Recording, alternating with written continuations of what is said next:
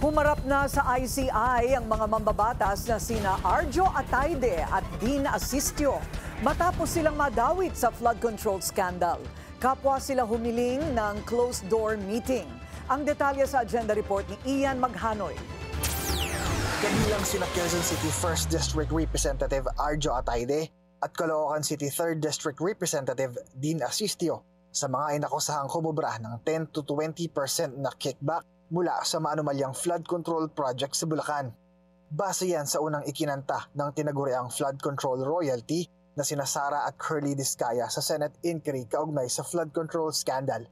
Sa unang pagkakataon, humarap ang dalawang kongresista sa investigasyon ng Independent Commission for Infrastructure o ICI. Pasado alas 9 ng umaga nang naunang dumating si Atayde.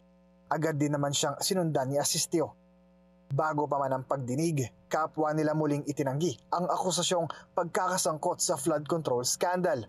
Sa parte ni Atayde, iginiit niyang hearsay lamang ang mga alegasyon. Naging emosyonal din ang kongresista nang depensahan ang kanyang ama at negosyanteng si Art Atayde na siyang itinuturong bagman ng sariling anak. My father is also willing to go through the investigation.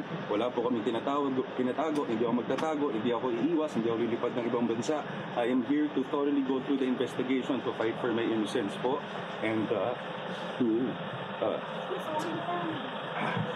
Iginiit din ni Asistio ang kahandaang makipagtulungan sa investigasyon para malinis ang kanyang pangalan. Una sa lahat, wala akong katotohanan yon. Naglabas na po ako ng official statement nung araw pa lang, nung September 8 na binanggit nila ito sa Senate Ribbon Committee. Patunayan mo nila. Okay.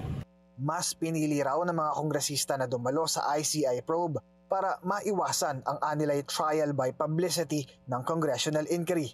Inaasahang ngayong araw ang nakatakdasa ng live streaming ng ICI hearing.